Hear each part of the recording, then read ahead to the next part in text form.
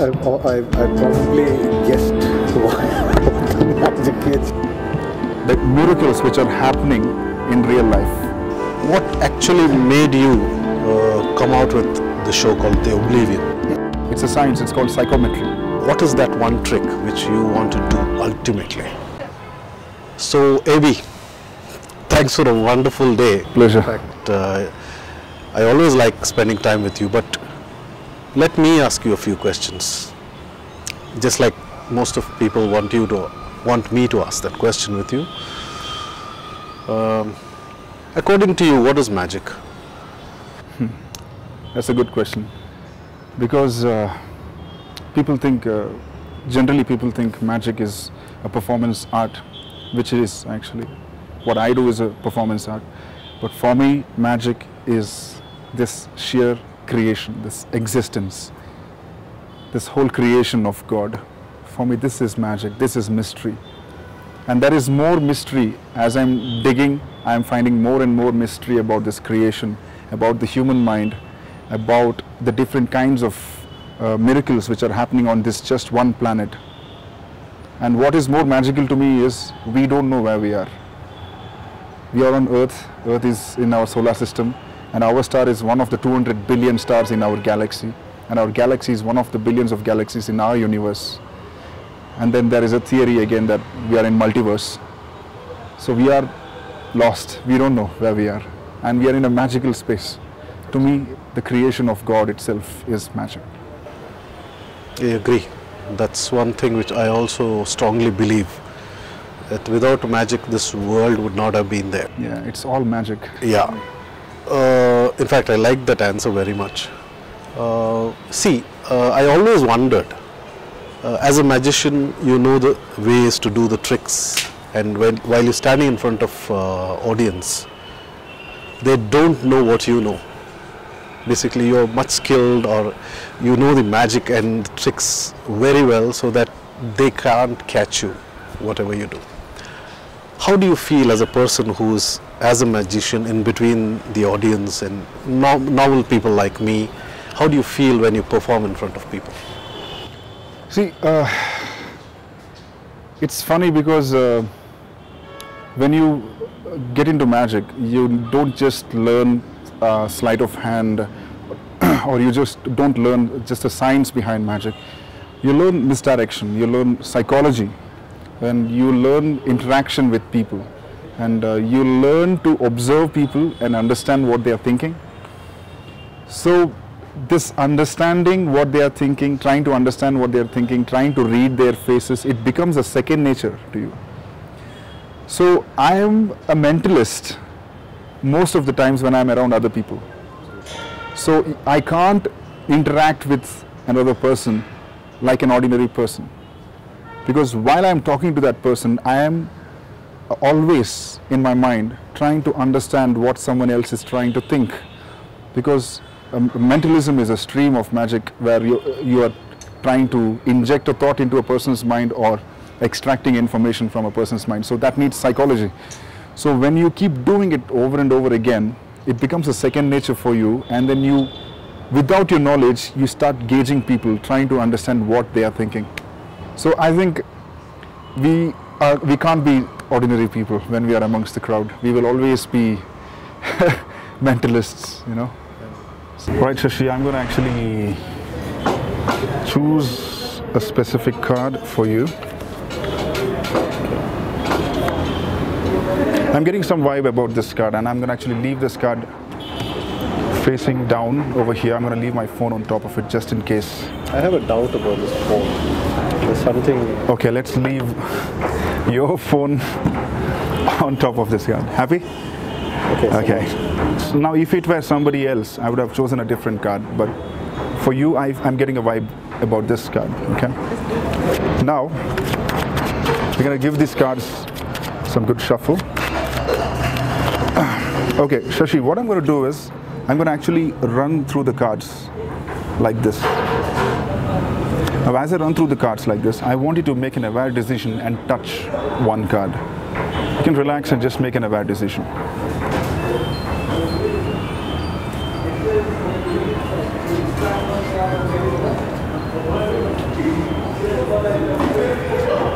That one? Okay. Now we will leave it on the table. Now I will give you a chance to change your mind. Would you like to change your mind? You're happy with this card? Great. Because your choice makes a lot of difference here, right? That's why I told you to make an aware decision. Now, Shashi, what I want you to do is hold this card like this. Okay? Do not see the card, do not show the card to the cameras. I want you to just slide the card somewhere near the center. You want this over there? Center? I know you're a meticulous man, but it's your choice. Right there. So you have chosen a random card and we have actually lost this card almost near the center. As you can see, your card is actually facing down over there. Now Shashi, tell me something. Did you have a free choice on what card you wanted to choose? Yes. Right? You made a complete aware decision. Plus, I gave you a chance to change your mind. Right?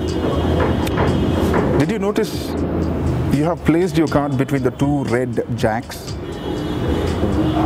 I didn't notice that, but now I'm seeing it. Tell me something. Do you think that was a coincidence or that's magic? That's coincidence. That's coincidence. Yeah, might be. But let's have a look what your card is.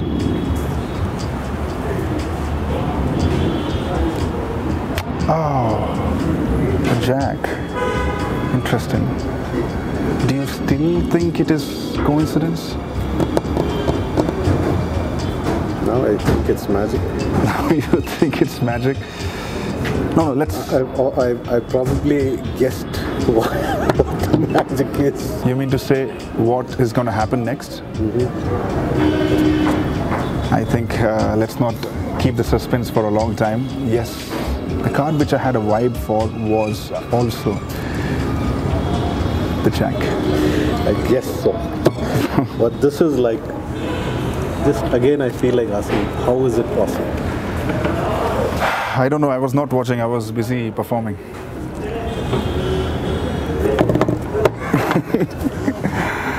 Okay. That's quite exciting to be watching you every time. When watching you, the word comes to my mind, the oblivion, your show, your series of shows, what you do on stage. What actually made you come out with the show called The Oblivion? I started off my stage performance when I was in the cruise ship. Back then I had no idea what kind of a stage act I wanted to perform, because they had asked me to perform. I came up with some effects to perform on stage. But last year I launched my show, The Oblivion, and the main agenda was to showcase to the world the miracles which are happening in real life. For example, there is an ability to touch somebody and get an information about that person, or touch an object and get an information about that object. It's a science, it's called psychometry. And I'm including that in my show. And then there is an ability called parakaya pravesha. Parakaya pravesha means leaving your body and entering another object or another body. So these are all the miracles which I have seen or heard about through other people who are into spirituality or who are into mysticism. I wanted to, I don't know whether some of them are true or not, I don't know. But those ideas were interesting me. So I wanted to showcase to the world the real world miracles, or the so-called miracles which are happening in this world. How would it look if I possess the power to do it? So my show, The Oblivion, is based on the mystery of this existence again, which is magic to me.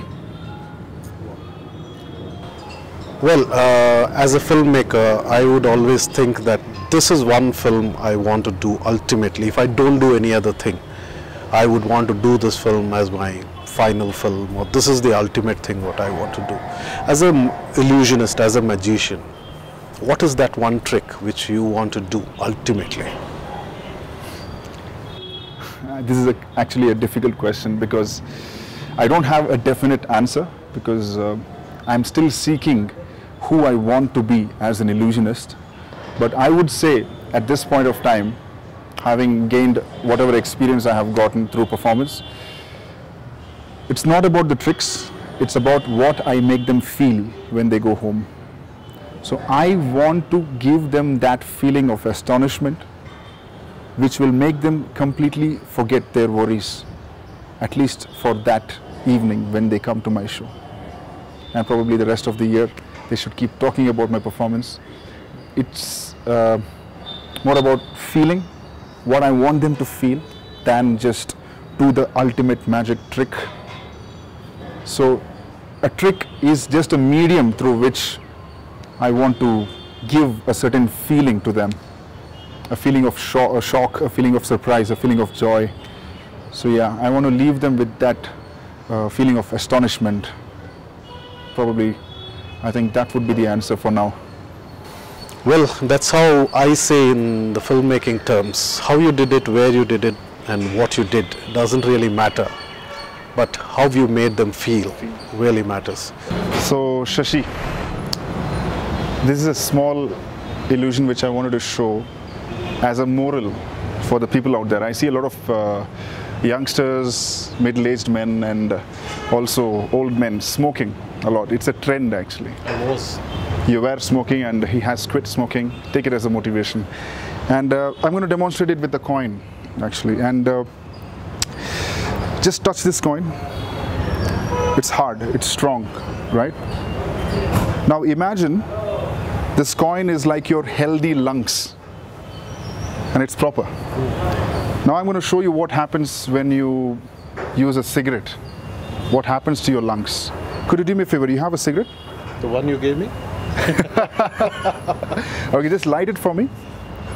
Light it? I have a paper in here. Just light it, go ahead. No, he's pretending to be too decent today.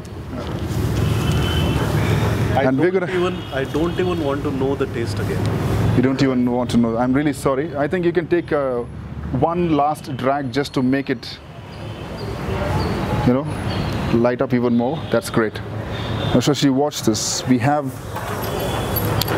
a pair of keys in here.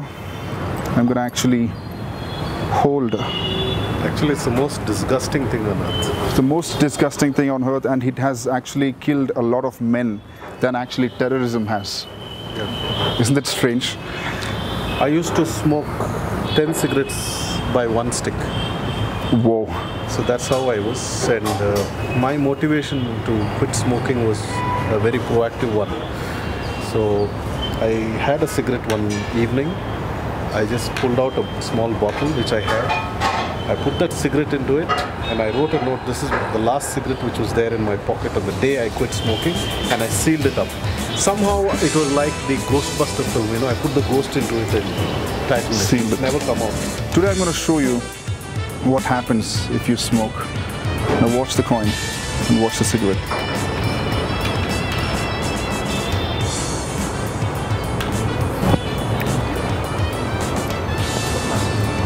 Oops, I burned my hand. See that?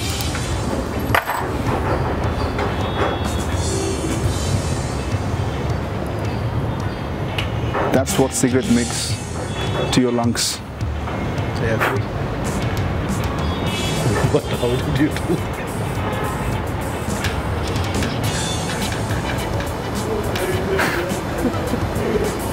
Okay. For a moment, when I lit that cigarette again, somewhere at the back of my mind, I was thinking it's such a wonderful thing to have a cigarette. But after I saw this, I'll never pick it up again. Right? Never. Have a look. I don't even want to know about it. Just touch it, just for the camera.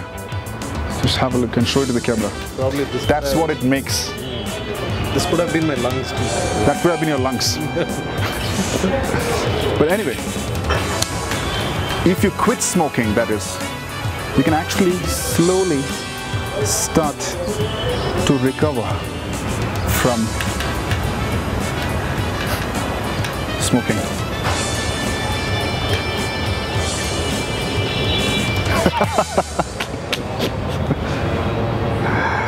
Okay, I'll keep it with me.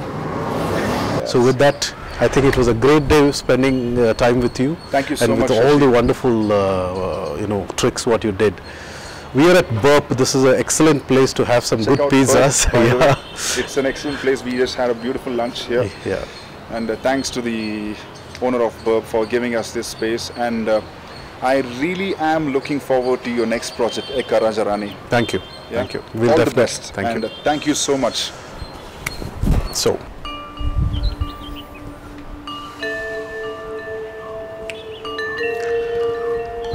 I still can't believe my eyes. Basically, I've seen AB for a very long time now. Seriously, he's one man whom I have never been able to understand. His skills are out of this world. I'm sure that he's one magician I would wait to see again and again. Out of a few names in the world whom I know about magic, one is David Copperfield, who's my favorite, and after that I've seen this one man, AB, whom I favoritely call great talent in the area of illusion that people have never seen before. Of course, it's really mesmerizing to see a mystic man as this. I'm sure you'll all get an opportunity to see his close-up magic. I'll wait again and again to see his magic. That's AB for you guys. All the best to AB.